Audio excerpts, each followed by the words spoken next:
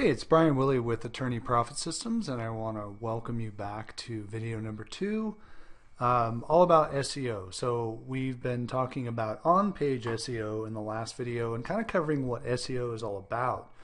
And in the last video, I talked about the importance of dialing in your on-page SEO. All the meta data is what it's called. So things like title tags, H1 tags, your description, meta description, how you write an article for a particular page, and how Google is ranking nowadays what they call topic pages, so very broad topic pages that if you do it right, you can actually get ranked for 20 or 30 or 50 different keyword variations instead of the old days where you had to rank for one or two keyword variations and then create a new page around an entirely different topic and rank for one or two variations, and it was a giant pain.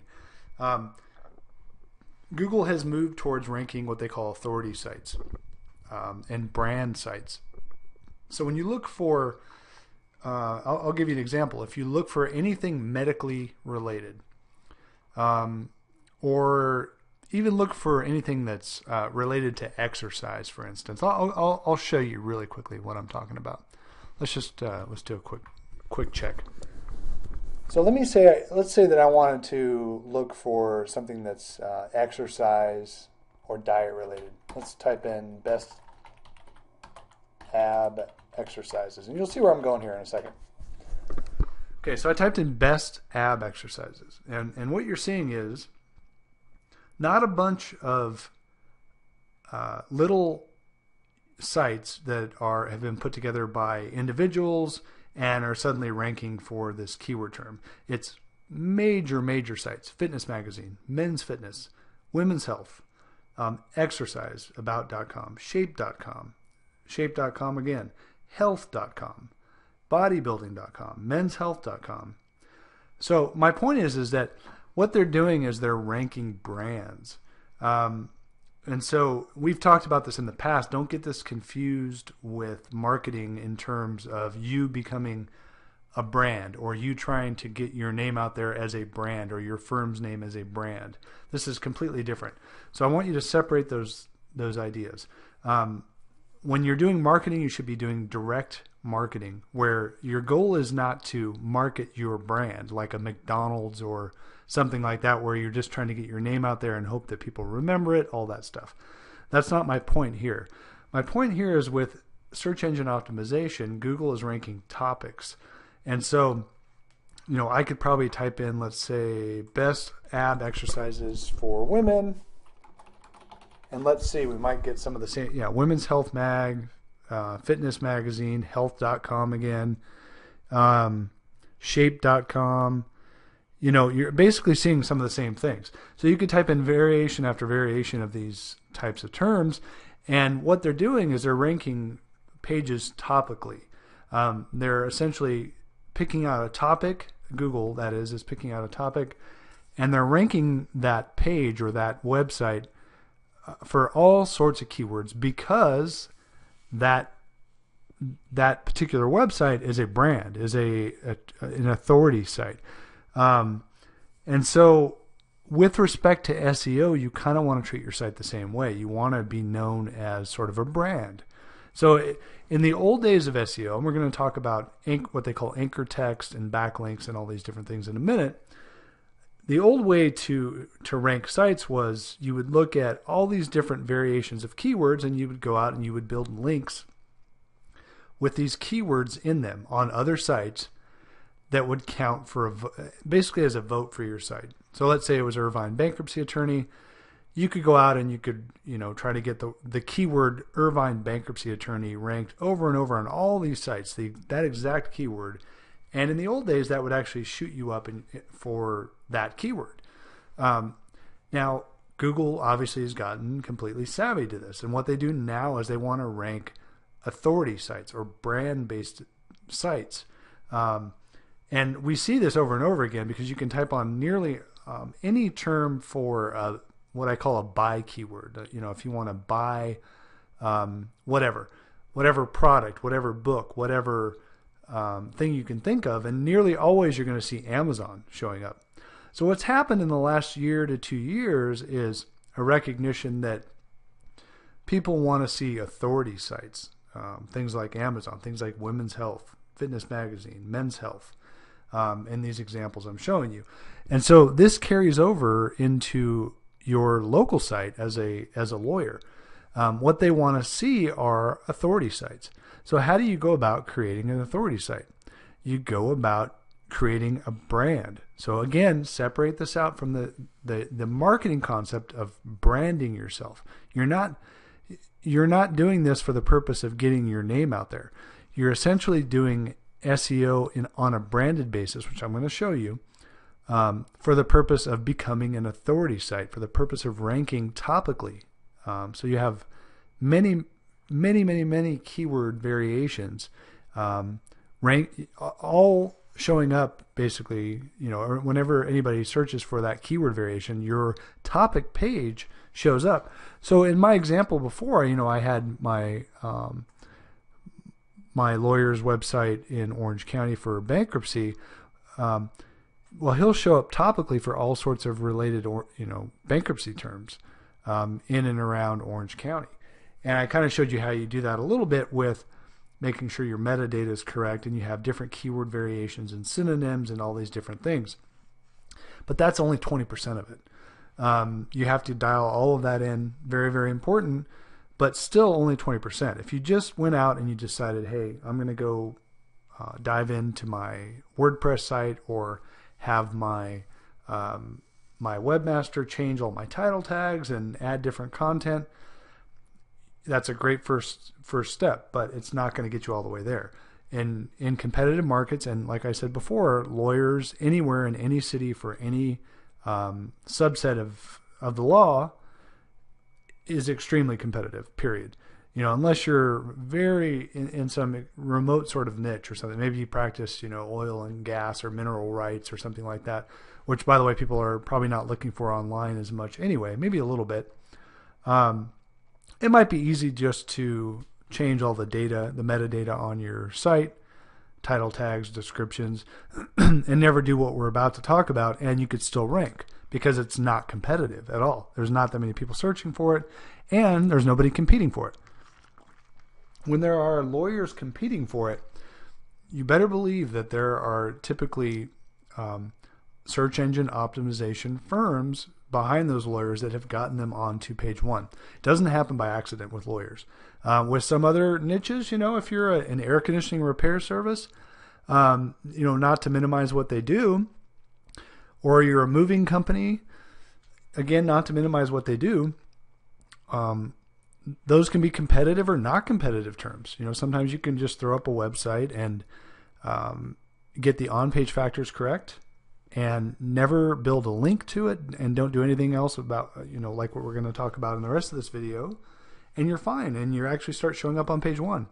I've had all sorts of websites just like that where, you pick out something that's very non-competitive, whether it's a particular niche or just, a group of keywords that have been heavily researched, by the way. I mean, most of your research will come in the form of keyword research. So you really want to dive into learning how to research keywords. So we talked about the Google Keyword Planner inside of AdWords, and that's the same place that you would research the competition level in terms of for your SEO keywords. So you'd want to see what sort of volume goes to that.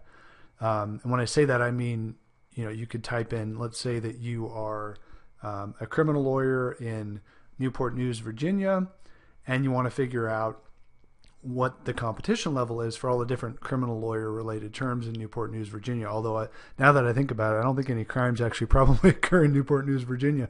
But I could be wrong. So you would want to go into the AdWords Keyword Planner. I showed you how to do that before you set up an account. You don't even have to really be running AdWords to it. You can just go and use the planner and you're good. And you'd want to figure out what types of keywords people search and the search volume, which is very important. So how many searches occur each month? And that will allow you to sort of gauge, how much traffic you can expect if you ranked in the top positions. Now, that's very, very, very misleading, however. Let's say that it says there are 780 searches, and I know this for a fact. I'll give you an example of my brother's site that we talked about in the last video. Austin Divorce Attorney registers something like 780 searches or something like that a month, 680 searches inside of the Google Keyword Planner tool. So what that would mean is if you're in the top spot, you could expect to take down a certain percentage of that traffic, typically, 30, 40% of that. So let's just say maybe 200 visits a month just from that keyword. Well, that's just not true. So Google is giving you an estimate of the number of times per month that keyword term is searched. It's absolutely 100% an estimate. They're not revealing the true number. Sometimes it's a lot more, sometimes it's a lot less. And either way, it's a lot less, because even if it really is truly, say, 700 searches a month, even if you're in the top spot,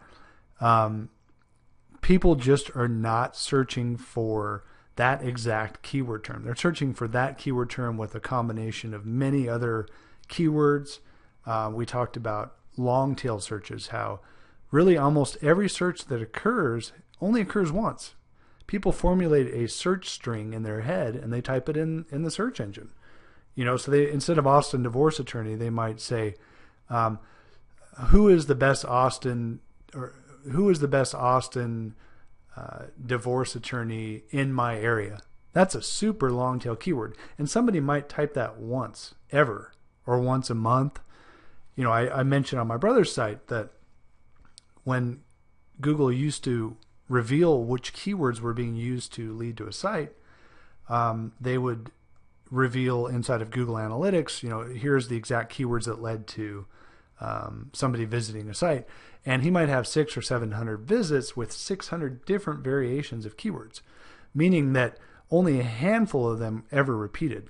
So my point is that, so if Austin Divorce Attorney supposedly has a volume of 700 searches a month, you'd think if you're towards the top, you're going to get, 100 searches maybe, or 50 searches even. And that's not what we found. What we found is that it's really 3 searches or 3 visits or 7 visits, something like that. And then all these long tail variations of it is what is really getting you the traffic. So my point is that you dial a lot of that stuff in on page. You have lots of different variations of your keyword terms. You never repeat yourself. You use synonyms. You use your article to get a point or get across your, the point of your topic. So if bankruptcy is my topic and I have a main bankruptcy page, which I do right here, and I also have, chapter 7, chapter 11, chapter 13. These are all sub pages of my main bankruptcy page, but my topic page is bankruptcy. And so I might be trying to rank my topic page of bankruptcy. Or in this case, for this client, he shows up a lot for just his home page. Because in general, although he does a little family law and he does a little some bankruptcy alternative type stuff, it's pretty much a bankruptcy site. And Google is looking at that site as a whole and all the metadata and ranking him for multiple keyword terms. So you have to dial in that part. You have to really understand how that works. And so we'll talk a little bit at the end of this video about what to look for when you choose a SEO company.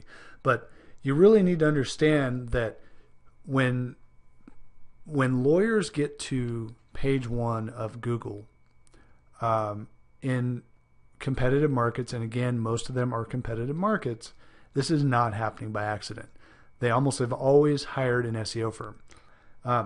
And another true statement is they've almost hired a very poor SEO firm because most of the SEO firms out there, to be frank, are extremely spammy and poor and do not know what they're doing. They will throw anything at the wall and see if it sticks. They try all the latest fads. SEO is an ever-changing kind of landscape. And so they will go, they'll buy all these programs and figure out, okay, well, this looks like it's working now, so I'm going to try it. And what happens is, remember, Google's goal is to show relevant content. And so they have these things called algorithm updates. And there have been a couple major algorithm updates in the last couple years. And unfortunately, they've named them after really cute sounding animals. So it sounds really nice, but what happens is that they unleash the wrath, basically. So there was a thing called the Panda update several years ago.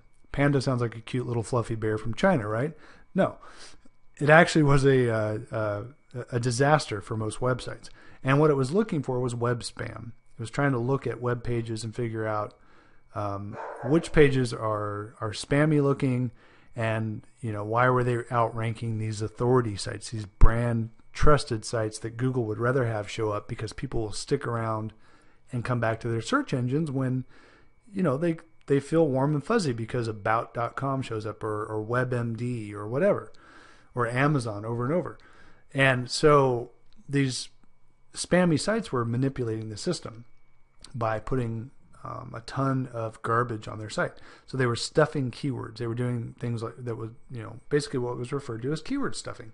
So you would see very frequently in an article, you might have an article where somebody repeats the keyword over and over, and then you scroll to the bottom and you'd have literally 1,000 keywords just stuffed at the bottom. And I still see this from time to time on Craigslist ads. People will try to rank their site for, let's say they're an air conditioning repair service or something, and they run primarily Craigslist ads. And at the bottom of it, they just stuff 1,000 different keywords in it. And that just doesn't work at all. It worked 5, 6, 7 years ago. It worked for a long time. Google got savvy to it. Panda came in, the Panda update, again, cute little bear, and wiped it out. So if there, again, remember, it's spiders, crawlers, some people call them robots. It's basically a supercomputer that's going out, not humans, that are going out to the site and looking for keyword combinations and looking at different aspects. And they're figuring out that if your site seems to fit the profile of what looks like spam, boom, you're done. You may have been on page 1 one day and you're on page 1,000 the next day. And so people who had sites that had a bunch of advertisements, or too much, asking for too much information on the site without any real reason, were getting obliterated from Panda. And then came the Penguin update. Again, a cute little, little animal, right? Sounds really nice and everything. And the purpose of Penguin was to get rid of what they call over optimization. So what they wanted to do was look at all these sites that had been quote unquote SEO'd, search engine optimized. And the way that they did that is they figured out, okay, are people repeating themselves too much? Does it look like somebody's done SEO to the site? Or does it look more natural? Where somebody has maybe done a little bit of SEO, but they're not overdoing it. They're not repeating themselves over and over. So that was one part of it, the on-site part of it. If you had too much on-site optimization, you were getting clobbered by the Penguin update. And the second part was your link profile. And we're going to talk about backlinks in just a second. If you had too much what they call anchor text, that were exact matches of what you were trying to rank for. So you have, in this case, let's say I have Orange County bankruptcy. You can see my title tag, Orange County bankruptcy attorney, bankruptcy lawyer, Orange County, California, Irvine, Newport Beach, Santa Ana lawyers. So if I was over and over and over again sending links from other sites that kept saying, Orange County bankruptcy attorney 40 times or 50 times, that was considered over optimizing my site, because I was sending links that were trying to get ranked for things exact matches of what I had on my site. And so that was important to learn. And so what Penguin did is it went out and just clobbered all these sites. And by the way, Panda and Penguin remain to this day, and they keep releasing little updates to it. And so there'll be major updates, sometimes minor updates, sometimes that will take down a small percentage of sites. None of my sites have ever dropped, because let me tell you about the core principles of SEO. The core principles of SEO are the following. You have to start with really good quality content, excellent content. And that goes for not only your site, the actual site that you're going to rank for, but the content that's used to rank your site, where the links go. And that's where a lot of SEO firms go wrong. So you have to have really high quality content on your site. Original, has to be original, 100%, or at least 90 to 100, 90%. So let's say if it's an article that was written for you and you used it once on a different website, you would want to have that rewritten if you're going to try to use it on the same website to about a 90% uniqueness level. And you can run that through a program called Copyscape, and it'll tell you. But it always goes back to high quality content, lots of pages typically, and not duplicate pages. So if you could say everything you wanted to say under bankruptcy, you'd want to say it there. You wouldn't want to have 4 or 5 or 14 pages all about bankruptcy, all saying kind of the same thing with maybe slightly different title tag. So in this case, you can see I've got bankruptcy, then I have alternatives to bankruptcy. I have chapter 7, which is very different from the overarching theme of bankruptcy. Chapter 11, which is totally different from chapter 7. Chapter 13 is a totally different thing. The means test, rebuilding your credit. So my point is that you want to have what starts to look like an authoritative site. Lots of pages with very different topic areas, with very different title tagging, metadata, all these different things, all original content. And so what was happening was there were spammy sites that with what they called really thin content, where it was 1 page or 2 pages, and it just didn't have much content. And a lot of times that content had been what's called scraped, meaning that somebody had gone out, somebody or something, could be a program, a software program, that's gone out and scraped content off the internet, literally stole content off the internet and then rewrote it in a different way, and then slapped it up on a website where it makes 0 sense. And this is really kind of what's referred to as spun content. And Google was ranking it all day long, and what was happening is they were getting egg on their face. People were searching for things, and instead of finding Amazon and WebMD and Fitness Magazine and Men's Health and the trusted brands, the authorities, they were finding these garbage sites that made 0 sense. Articles made no sense because they've been scraped and then they've been spun, which means that somebody went out and made multiple variations of that exact same article and used it on other sites to try to trick Google into thinking that it's a completely different article. And when you read it, it just didn't read well at all, because most of the time the original article was either scraped or, if they were lucky, was actually originally written, but typically by somebody that's, where English is not their native language. And so it didn't read well to begin with. And then it was actually spun, meaning that they've created, 20 or 50 or 100 versions of that original article, so that it came up with different synonyms that meant the same thing, and then it was just total garbage. So keep that in mind, that the basics of SEO have not changed. Original content, authoritative sites with lots of great related content, not having pages that are essentially not needed. If you can say something on 1 page, you say it there. You don't need to have 15 pages just for the sake of having 15 pages. And a lot of people thought that. They thought, hey, if I have 15 pages all about bankruptcy, for instance, then that's great because it makes my site look more authoritative. The more pages I have, the more the search engines index and the more chance I have of ranking. Well, that kind of used to be true, but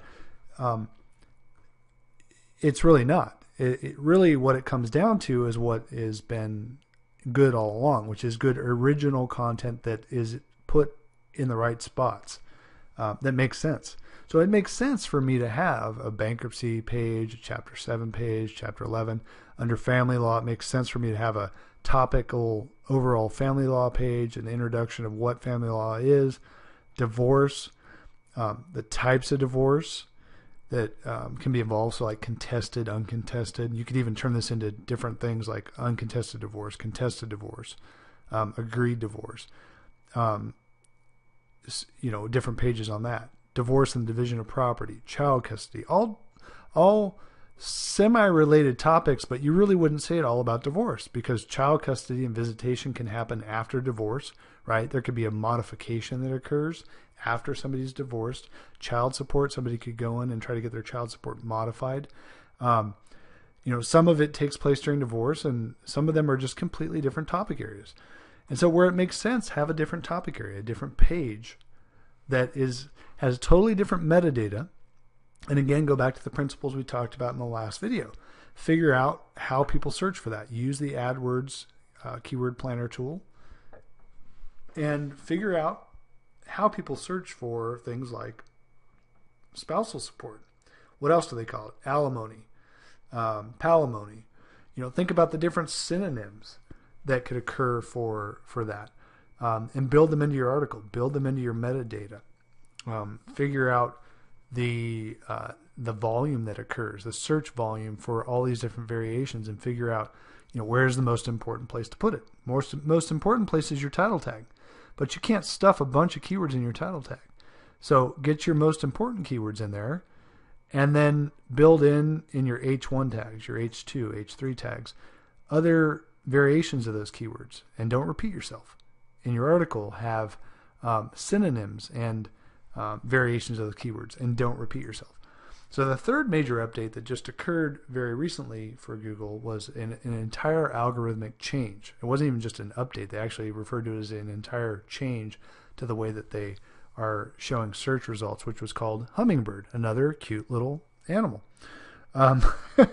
So, again, Google has this habit of naming ferocious updates after cute little fuzzy things.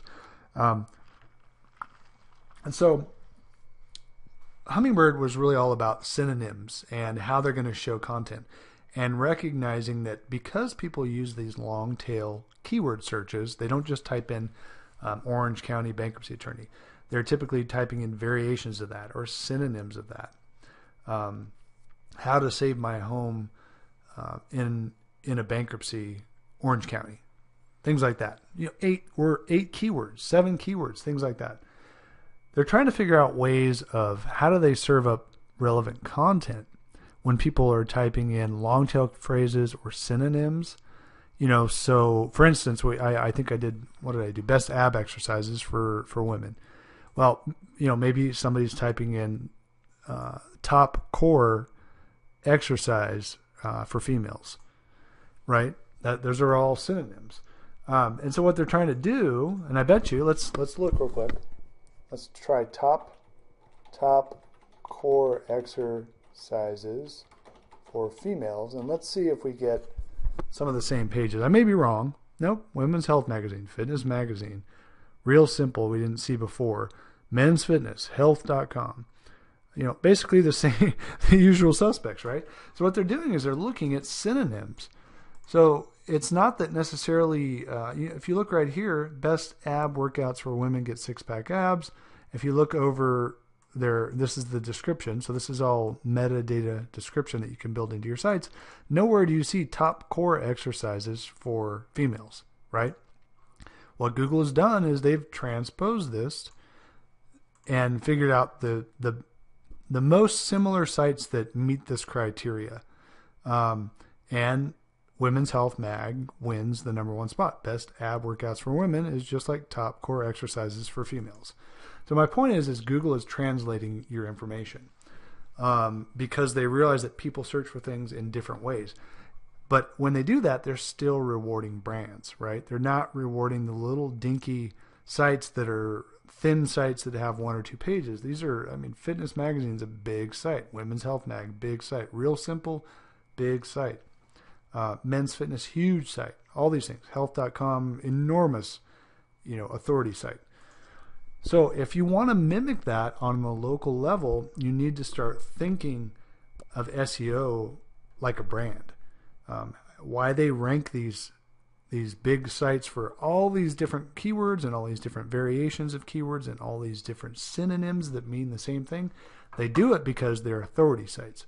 Because when people type in something like top core exercises for females, 5 years ago they would have gotten spam site, crappy spam site that has 2 pages, that is spun content, and maybe Men's Fitness or Women's Health Mag would have been on page 2 or 3. And so they've changed their entire approach, and they're rewarding brand sites. So again, keep that in mind. Don't confuse that with marketing principles we talked about. You don't want to worry about becoming a brand or people remembering your name, your firm's name, any of that stuff. You want to do direct marketing. You want to have a purpose, to capture an email, capture information so you can follow up with people. That applies to typical marketing principles. What I'm talking about is getting you rankings so that you can get to the point where you can actually market to somebody. So this is about traffic generation, getting people to your site where you can then, your marketing skills take over. And so with that in mind, you have to think like these big brands. So if you're sitting on page 7 right now and you are in a big city and you're a lawyer and you're wondering why the heck are you on page 7, even with using an SEO firm, probably the reason is, number one, too much spam on your site, or if not that, you're over optimized. And the third thing is you have a cruddy backlink profile, which we're going to talk about. So you have to be seen as an authority site. So the way to be seen as an authority site, number one principle, great content. Number two, have a lot of pages, but only if they matter. Don't just stuff a bunch of pages in there just to build up the size of your site. Each page has to serve a purpose, or it should not be there. Relevant content related to your relevant metadata that's been heavily keyword researched, not repeating yourself over and over. If you have Orange County bankruptcy attorney here, maybe you have bankruptcy attorneys in Orange County somewhere in your content. You have related terms, synonyms. Chapter 7 bankruptcy, Google's going to look at that and say this is a site about bankruptcy. If you didn't have a lot of these keyword terms and you just had a little bit about bankruptcy in general, it may not think of you as the authority. You've got maybe one bankruptcy page with no chapter 7, 11, or 13. And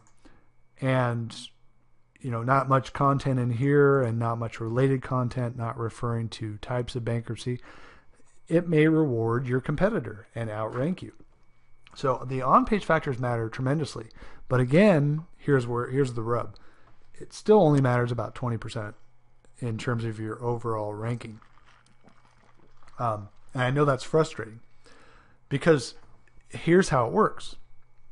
The internet from the beginning of time was all built on interlinking, sites linking together. The only way the internet can exist is one site points to the next, points to the next, points to the next. And so that's how it started to evolve. And Google over time rewarded sites who had more links than others. They didn't have a really good way of figuring out the types of links at the time. But from the beginning of time, they came up with this thing called PageRank. And I believe it was Larry Page of Google at the time who developed the PageRank system, and also known as PR. And it was kind of crude in the beginning, and it's just a scale of 1 to 10, with 10 being the highest. And so if you think of things like Amazon and YouTube, they're around a PR 10. You can't get any higher than that. And most local sites, by the way, are PR 2 to 4, and typically 2 to 3.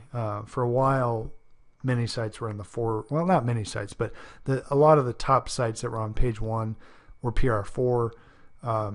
Google has since downgraded those to maybe a PR 3. It's very tough for a local site to get above a PR 3. So it doesn't really take much. If you think about YouTube as a PR 10 as like just a huge monster authority site, or Amazon PR 10 probably, or 9, huge authority site, and you realize that, man, I'm in a competitive market. I'm in I'm a lawyer in a big city, and I can't seem to get past page 7, and PageRank matters somehow. Well, all I need to do is somehow beat my competitors. Maybe they have a PR2. So how do I get myself to a PR3? Now, I don't want you to think that PR is the only relevant thing. There's a number of factors.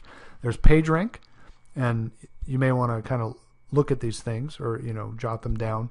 So there's PageRank. There's things like Moz authority or domain authority. So there's a site called Moz.com, used to be called SEO Moz.com, which is a huge kind of authority for figuring out diving deep into sites, basically figuring out what their links look like, what the authority is of a particular site. And so there's a thing called domain authority. So a domain, all a domain is this. redhilllawgroup.com is the domain. And so I could punch that into Moz.com and look at the authority of that. And it's just a number, from 1 to 100. And a good local authority, is usually somewhere from 25 to in the 40s. Bigger sites, have higher authorities.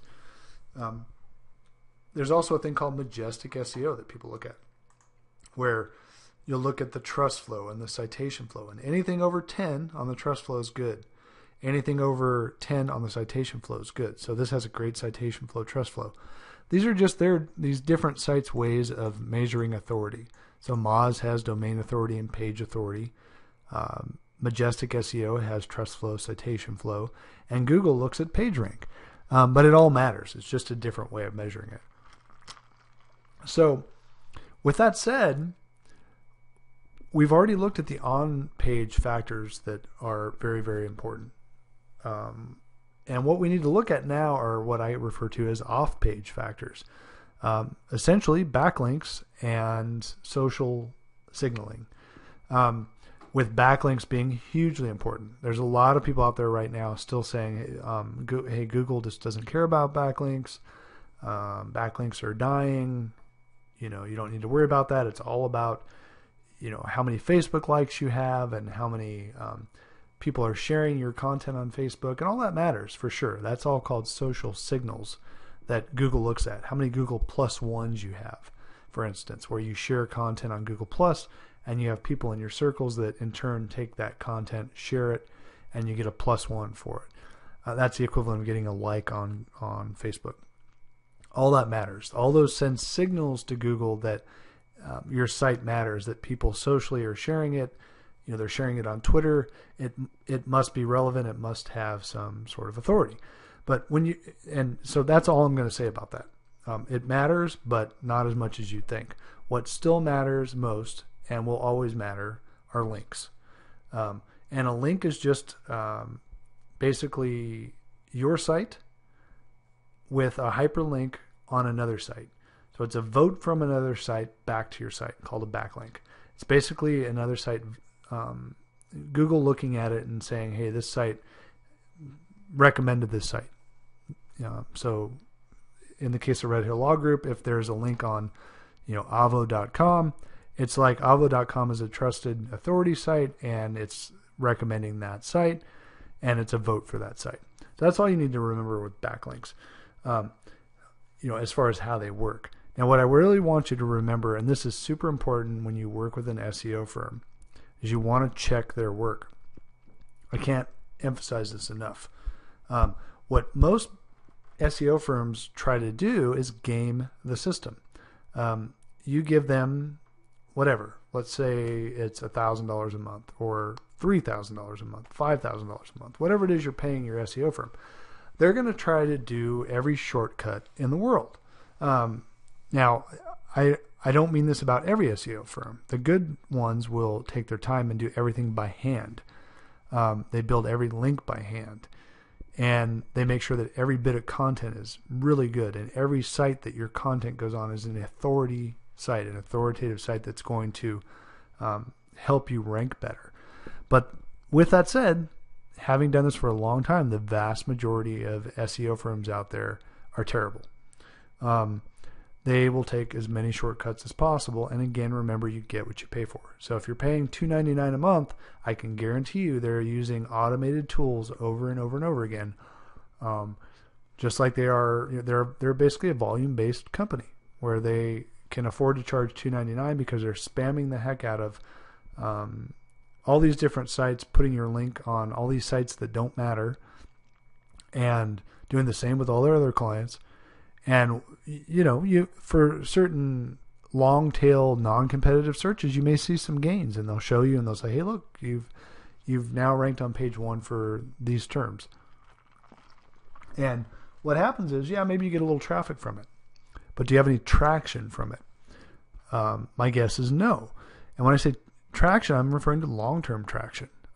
It's great if you get some short boost in your rankings, and you get some phone calls because you've moved up in the search engine results, and all that's wonderful. What happens, however, when Google releases its next update to Penguin and figures out you've over-optimized the heck out of not only your site, but you keep trying to repeat Newport News criminal lawyer, find Newport News criminal lawyer.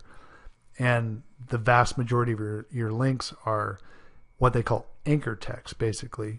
And anchor text is a little bit of a misnomer. Let me back up. Anchor text with an exact keyword match, so your site is all about that, your title tags are about that, and you're going out and you're building a backlink to your site that says that. So on your page, if you had Newport News criminal lawyer and you kept building backlinks that say Newport News criminal lawyer on a bunch of crappy sites, that's not going to do you much good. It might do you good in the short term, but when these updates occur, Google is going to be onto you because they're going to look at it and say, "Hey, wait a second, that's over optimization. We let it through for a little while, and then now, boom, you're dropped down to 10 pages or whatever." So what I'm going to show you really quickly is, you may be saying to yourself, why do I even care about this? I just want to hand this off to somebody to do. You really need to care about this. You need to monitor the reports that your SEO company gives you. Look at the links that they give you. It is not at all about the number of links, the quantity of links. It's all about the quality of links. So I'd rather have an SEO company that literally built you 5 or 6 really high quality links a month, if that.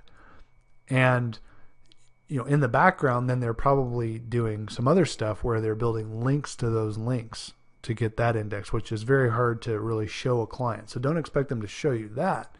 But if you have a firm that's saying, hey, I'm building you 100 or 1,000 links a month, and you look at them, I want you to know what to look for. If you keep seeing the same anchor text, meaning that if you know that you're trying to rank for Orange County bankruptcy attorney, and you see that they've put the word Orange County bankruptcy attorney 100 times that month in the anchor text of 1,000 links they built you, you're going to get an over optimization penalty. It's not a matter of if, it's a matter of when.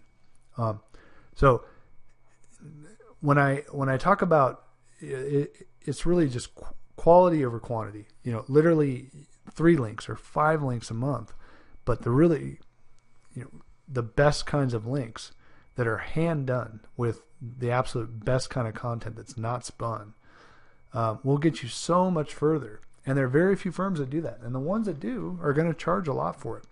But it's worth it because the results that you get are tremendous. You're going to get page 1 results that stick around for years and years, not a couple of okay page 1 results that 3 months later are gone.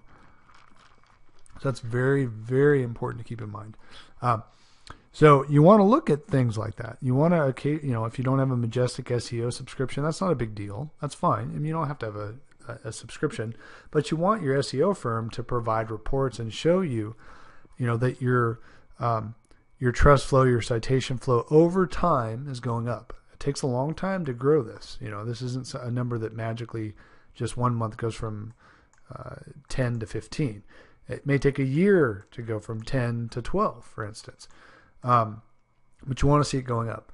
You want to see the number of backlinks slowly growing up, external backlinks. And more importantly, this is extremely important. You want to see the number of referring domains and the number of referring IP addresses. So There's 65 different domains that are sending about 670 links. But here's the thing to look for.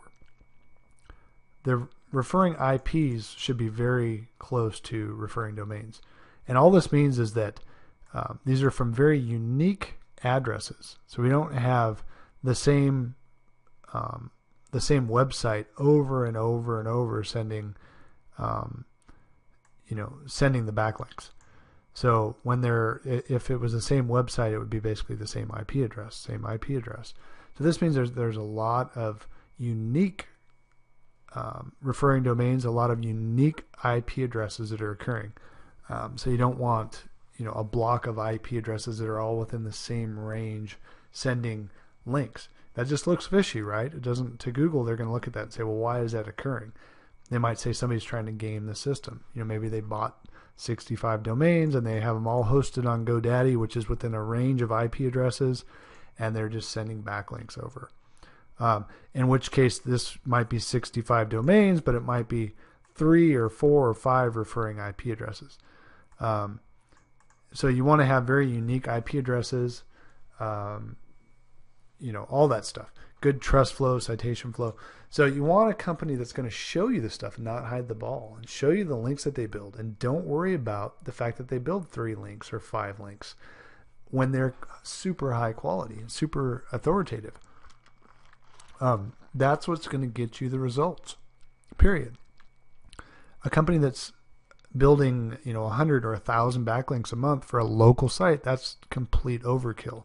And typically they're doing it in a way where they're over-optimizing, where it's Orange County Bankruptcy Attorney 10 different times or 100 different times. And what you really want is a company instead, and let's just go look here. This is what's called anchor text. So for Red Hill Law Group, I'm looking at the anchor text. You want to build a brand for SEO. You want a company that over and over again is pretty much going to say Red Hill Law Group, Red Hill Law Group PC, Red Hill Law Group PC, redhilllawgroup.com. So here's a variation. You have http www.redhilllawgroup.com. That's different than just redhilllawgroup.com. Red Hill Law Group's different than Red Hill Law Group PC. URL. Somebody probably just put visit the URL and then put a link on that. Visit the website, and they highlighted the website so that somebody can link from the site over. And the point is you want lots of brands. So Red Hill Law Group is, the primary thing that you're seeing. Essentially, you're either seeing what they call the naked URL, which is just the actual URL, meaning that on the site that is sending this link back to Red Hill Law Group, it is. That's the anchor text. So that's what's highlighted. So if somebody clicked on that link, they would go to Red Hill Law Group. But notice it's not saying Orange County Bankruptcy Attorney a million times. So you want to see basically naked URLs with http www or just redhilllawgroup.com or just www.redhilllawgroup.com. The actual name of the firm, Red Hill Law Group PC, Red Hill Law Group PC. Again, naked URL, Red Hill Law Group without the PC, and then other things that would be normal for people to put on a website. Visit. Here's the URL. Visit the website, and then other related terms that are not geographic specific. Right? They're not.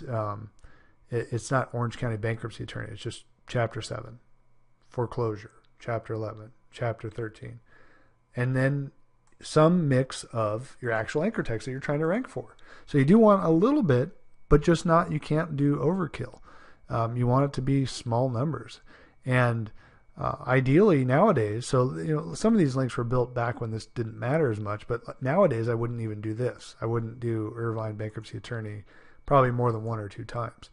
I would do variations of it. Best Irvine Bankruptcy Attorney, Top Irvine Bankruptcy Attorney, Bankruptcy Attorney in Irvine, California. All these different variations. Orange County Bankruptcy Attorney, Find an Orange County Bankruptcy Attorney, Best Orange County, California Bankruptcy Attorney. Variations, 1 time.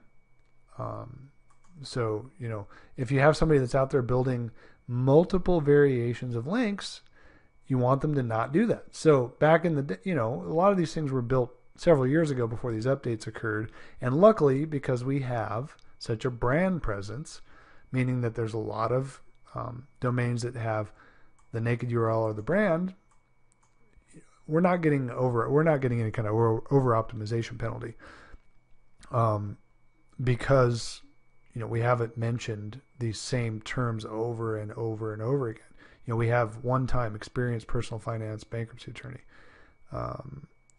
the firm owner's name, Bert Briones, bankruptcy attorney, Newport Beach, one time, Orange County bankruptcy attorney, all this stuff, or bankruptcy alternatives team. So my point is, you want to have more than not, just a ton of naked URLs and your actual name of your firm over and over and over again from multiple sites, multiple authoritative sites, over and over. This is called kind of a pillowing effect, meaning that it kind of pillows the fact that you're sprinkling in your actual keywords that you're trying to rank for. So you're just doing your keywords that you're trying to rank for just occasionally, but most of the time it's your brand or your URL. If you think about it, that's how people link to things. So, they're not saying visit. They're not saying over and over best bookseller. That's a tongue twister. They're saying Amazon.com. Visit Amazon.com, or they're putting a URL to a specific book over and over and over again. And Women's Health Magazine. They're saying visit the website. They're putting the naked URL, Women's Health Magazine, or they're putting the actual brand name, Women's Health Magazine, that sort of thing. So that's what you need to have in common with with the brands that are being ranked nowadays. This applies just as much in the local niches, and I'm seeing it over and over again. And the sites that my company works on are just crushing it as a result of that. They're doing really well for that reason. So when you work with an SEO firm, remember, you get what you pay for. $2.99 a month, good luck. It just doesn't happen, because the quality that you're going to get is garbage. Usually people are using automated tools to spam, to essentially create thousands of links. And it's fun, maybe they're going out and they're creating just brand links. But what they're doing is they're creating brand links on non-authoritative sites that mean nothing. They carry no value. They carry no weight. It's a vote for your site, but it's a crappy vote for your site, right? It's not. That's the site that it's coming from needs to be authoritative in some way. And so it's much better to have somebody who's going to hand build all of your links and hand write all the content that goes on the site that creates the link that goes back to your site. They're not spinning it. They're not creating garbage content. It's all really good. It's all, variations over and over of your anchor text, of your brand, tons and tons of your brand over and over on authoritative websites. That's what's going to get you ranked. But that comes with a cost, because that takes actual human beings' time. You can't do that with a machine. You can't go out and rank things with a machine, which is, I can assure you, if you're spending $2.99 or $7.99 or even $1,000 a month, the vast majority of your stuff is most likely being done with a machine. So you've hired an SEO firm and they're setting it up, and they are taking spun content and they're going out there and they're just with a software program creating dozens of garbage links for you. And what's going to happen is you might get a little short-term boost, and then suddenly you're going to plummet. So keep that in mind. Real SEO, really good, well-done SEO is expensive. But with that said, go back to our earlier talk on expense versus return on investment. Is it really an expense, or is it a return on investment? If you're spending $3,000 a month or $5,000 a month for somebody to do proper search engine optimization for you, you're a personal injury attorney, you're a divorce attorney, a bankruptcy attorney, somebody in a really high, competitive niche in a competitive city. is the $3,000 or $5,000 a month really a lot? It may seem like an expense at first, because it takes time to build up these rankings, but it sure won't seem like that when you're getting case after case after case and call after call. It gets to the point where you even get one, let's say you're a personal injury attorney, you get one good case a month, and it costs you say $3,000 or $5,000 to do really good, high quality SEO that's going to stick around forever. It's really a drop in the bucket, right? That case may be worth thousands. It's like my client Bert. I think in the first year we worked together, this was years ago, I think I was charging maybe $2,000 or $3,000 a month, something like that, to do SEO and manage, AdWords campaigns and things like that. And he made 10 times what he paid me, $200,000 in his first year. So extra. My brother, for instance, and I still do all of his SEO and his Facebook ads, his AdWords, all that stuff to this day. I mean, a bad month for him is $80,000 a month, $100,000 a month. So he has a small little firm that's typically doing north of $1 million a year. So paying a company like mine to do really high quality SEO, is it an expense or is it an absolute steal? Right? It's a return on investment. So when think about that, I want you to really think about that. I'm not trying to do a big promo for my company or anything. But I want you to really think about these companies that pitch you on $299 SEO or $999 SEO, or you're paying $1,500 a month. Maybe they're doing quality work and maybe they're not. What I want you to do is look at their reports and have them show you what's the anchor text you're using. What types of sites are you putting them on? Are they authoritative? What's the page rank of the site that you're putting my link on? What's the domain authority of the site that you're putting my link on? These things matter. If you're continually getting sites that where they're putting it on PageRank NA, not available, that means that it's less than 1, essentially. It carries no weight. It just doesn't carry any weight. And so you can put links on there all day long, but it's not going to, it's a vote for your site, but it's not an authoritative vote for your site. On the other hand, if you have a company that is building 3 or 4 links a month, if that, and they're also, building what they call backlinks to the backlinks, which is kind of behind the scenes types of stuff that helps build up the relevance of the actual backlink. So let's say that they build you one PR1, PageRank 1 backlink, one PR2 backlink, one PR3 backlink in month 1. And then in month 2, they build you a couple PR2 backlinks, a PR3 backlink. That may be all it takes to get you onto page 1. And then they start, building backlinks to those backlinks and really creating more relevance to those backlinks, making that site all about whatever. If you're a divorce lawyer, it's all about divorce, that sort of thing. That's the kind of stuff that's going to help you stick around for a long time. Not having somebody that builds you 1,000 links a month with an automated machine. So keep that in mind when you say, hey, I think that paying $299 a month is expensive, or $799 a month, or whatever. Real SEO for lawyers in a highly competitive market is typically more in the range of $2,000 to $5,000 or more. Sounds expensive, but again, over the course of time, when your site is ranking for just dozens and dozens and dozens of keywords, and your phone is literally ringing off the hook as a result of that, it's a drop in the bucket, because you're getting so many new cases that it's not an expense anymore. It's just it's a steal. It's such a huge return on investment. So that's what real SEO can do for you. But what I want you to never lose sight of is that SEO is still one component of it. You really still should be diversified in the ads game, in Google AdWords, remarketing, and Facebook ads. Never lose sight of that. Make sure that you're doing everything you can, getting referrals, all these things, and that's what overall is going to get you to that level to where you're not just dabbling in being a lawyer. You actually have a real business that's making a lot of money and creating an asset that can actually be sold someday if you decide you want to get out, if you want to sell your law firm. That's the real goal. You may not think in those terms now, but you may never want to sell your law firm. But you should treat it like you do. Create an asset.